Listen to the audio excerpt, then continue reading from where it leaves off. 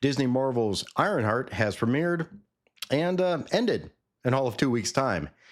And Disney has actually done something unique with this show, created a show all about bad guys. Are we the baddies? Our titular character, Ironheart, Riri Williams, is played by Dominique Thorne. The character is a young prodigy who made her comic debut back in 2016, basically as a replacement for Iron Man. The character actually has very little comic book history, having appeared in not as many issues as you would think, but she attracted attention because she was a young, smart black girl who created an Iron Man suit. And given the social and political attitudes at the time, it made sense that Riri Williams would eventually appear in the MCU.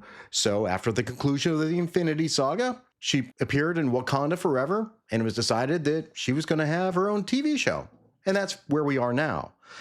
And now that it's done and out, 2 years after sitting on the shelf, it can kind of see why this was delayed. It is kind of a mess of a show, too focused on narratives and identity politics rather than any coherent or competent storytelling line.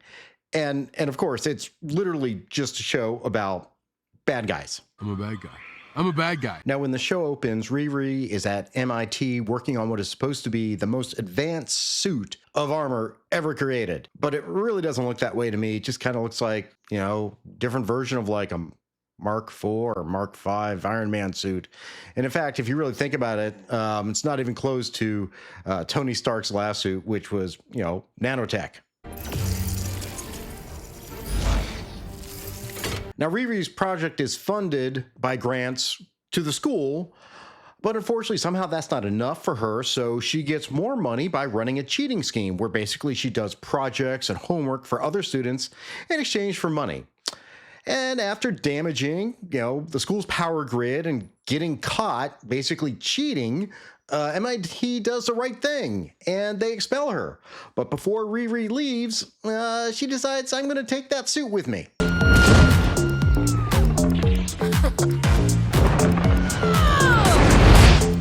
Actually, it's not her suit to take, because you see, that's not actually how projects made from college grants work. So basically, this is theft of a multi-billion-dollar piece of technology that belongs to MIT. But I guess that's okay because MIT really never bothers to follow up on this very public and recognizable project that runs off to Chicago because, that's where Riri lives. So when she gets there, we get to meet her mom, learn about how her stepdad and her best friend Natalie were killed in a drive-by shooting. And we meet her best friend's brother, Xavier, who I guess is Riri's love interest in the show and has an interesting way of greeting people. Hey, black people. Hello. Now that she's back home, Riri is focused on fixing her suit. Why? Well, I'm not really certain. Later in the show, she says it's something to do with protecting her family, but there's really no evidence of that until she offhandedly says it later on. So what does she really want? Your girl finna be bigger than Jobs. Right. Bigger than Gates. Right. Bigger than Pym. Right. Bigger than Stark. Yeah. Combined. Yeah, that is narcissistic behavior. So now, without the generous funding of MIT, where she apparently couldn't make any progress towards finishing her suit, she needs to find an alternative source of income and resources, to finish the suit. So what does our hero do here? Well, she joins a gang of criminals.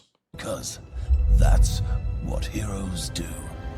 This crew is led by Parker Robbins, a.k.a. The Hood, who in the comics is a petty criminal who became a magic supervillain by stealing the hood and boots of a demon. Different. He gets it differently in this show. Not only is The Hood here a race swap, but his whole crew of criminals is basically DEI bingo, since it's made up of the most racially and sexually diverse group of criminals I've ever seen. Before Riri can take part in criminal hijinks with the DEI Crime Time gang, she needs to, fix her suit, get it working again. So she needs a really good AI, which apparently she wasn't able to develop at MIT with all the grant funding and everything, because, okay. But fortunately here, now that she's home with no resources other than her laptop, she falls asleep while it's hooked up to her brain doing a brain scan and creates an AI in the form of her dead friend, Natalie. Riri, tell me wake up. Natalie? Who the hell else would it be, bitch?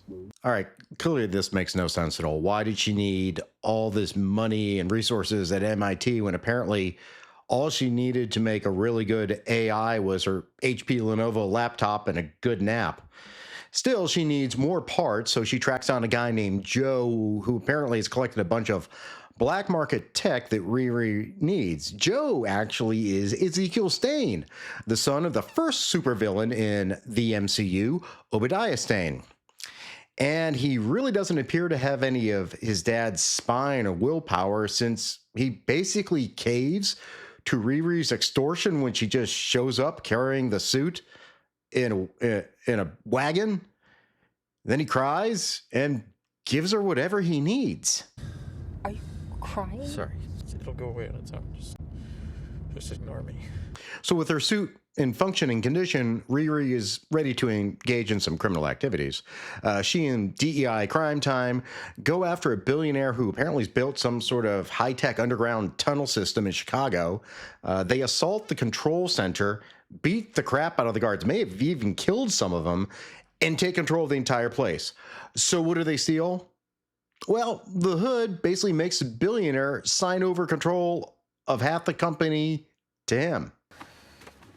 This contract states that you will agree to put me and my associates on Tunnel's payroll. 6-figure salaries, benefits. This is the dumbest criminal scheme ever. That's the dumbest thing I ever heard. The victim of the crime is signing away basically half of the profits to this group of criminals.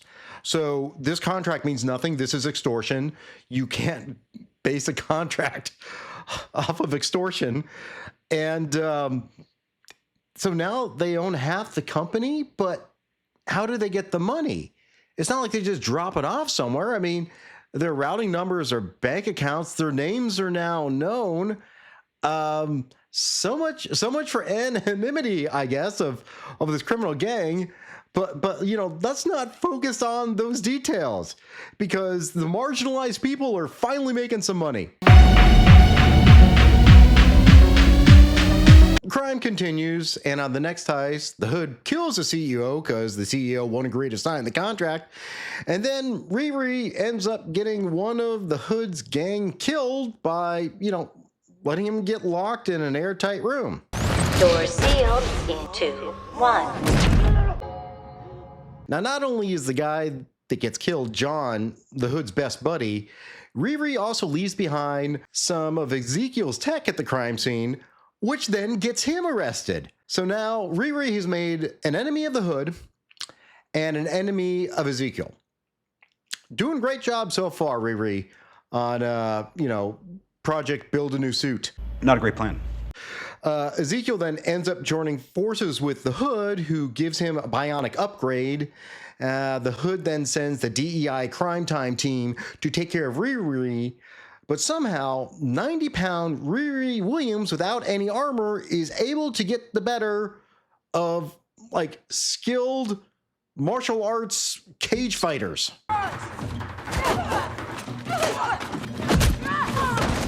Get over here. Well, Riri has managed to defeat Crime Time. Ezekiel then shows up. And even though Riri has her armor back now, Zeke defeats her and destroys the suit, but lets her live, telling her to get the hell out of Chicago. Riri is still in fear of the Hood, so she needs to make some new armor. So she gathers her own team together, her mom, AI Natalie, love interest Xavier, and Zelma, a young sorcerer who we met earlier in the show. And if you don't think this is the black version of Velma, I don't know what show you're watching. She uses her stepdad's car as the source of materials to build a new suit. Yeah, a new suit made out of very strong car metal. Maybe you're thinking, This ain't that different than Tony Stark because, he built his first suit when he's being held captive by terrorists in a cave out of a box of scraps. Tony Stark was able to build this in a cave with a box of scraps. Now, if you are thinking that, then you're missing the genius of Tony Stark and his overall story. It wasn't that he made the suit. What it is he created a new power source, not with his money or any resources, just out of his pure genius, out of whatever he could find. The arc reactor is what made Iron Man possible, and he created it as a working concept in a cave out of a box of scraps. Now here, Riri doesn't have a power source, and rather than go the Tony Stark route and create her own, she cheats, and she asks Zelma to power the suit using magic. This really feels like cheating. Unfortunately, this erases AI Natalie because apparently the magic and technology don't mesh, and magic always has a cost. But Riri can't worry about that right now because, you see, she has to go face off against the Hood and Zeke, who apparently is now completely under the Hood's magical control. I now have control over all the weird signs swirling around in your body. So now when I say jump... Riri and Zeke have a little fight, and basically she wins by kicking him in the balls and deactivating the Hood's control over him. Yep. Clean glow. Yeah, that's a thing.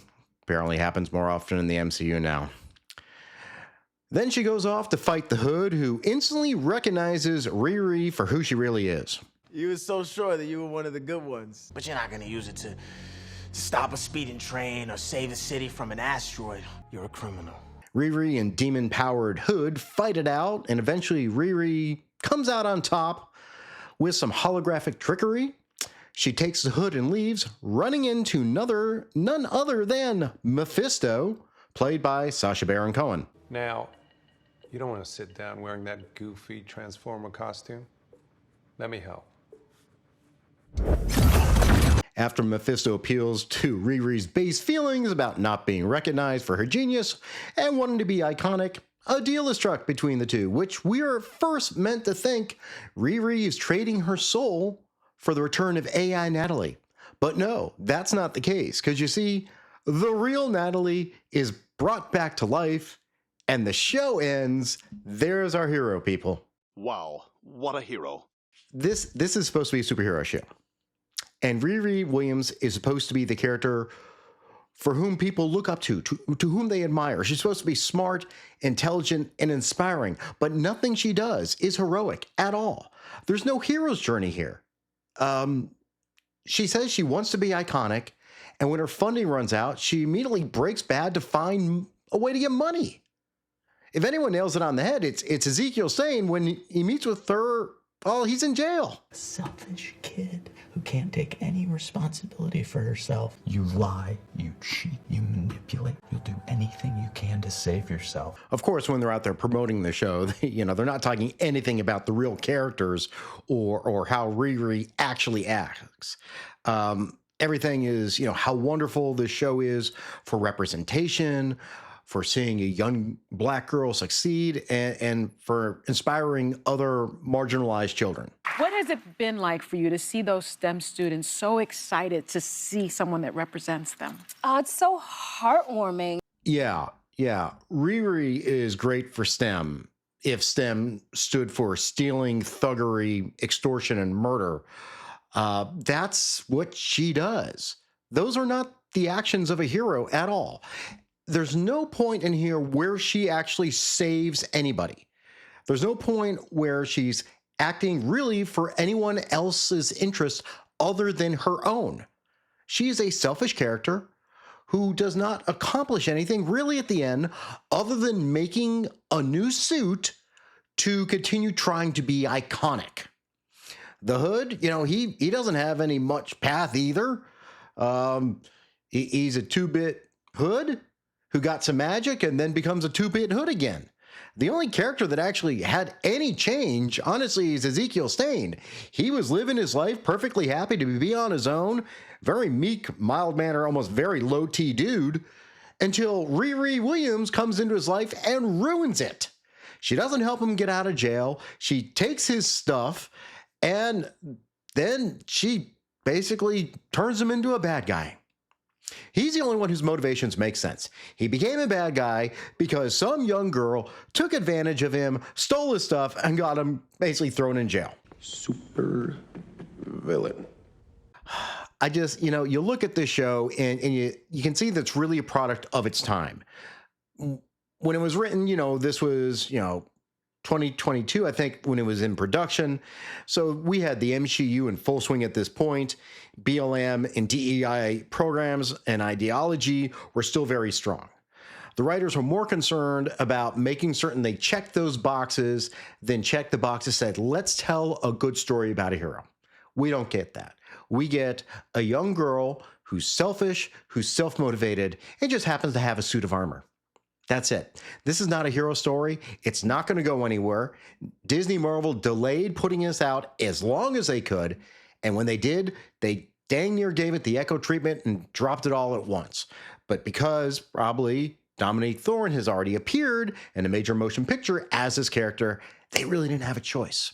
They probably did not want to put it out because they knew it wasn't that good of a show. Now, if you like it, of course, that's up to you. I question your taste, but this continues the trend of Marvel not doing great, despite their protestations of, putting quality over quantity. Regardless, we are just a few weeks away from Fantastic Four. First steps with the Fantastic Four, led by Sue Storm. Yeah. Marvel's changing their tactics. Sure they are. Questions, comments, witticisms down below. Click all the good buttons. See you guys next time. Because that's what heroes do.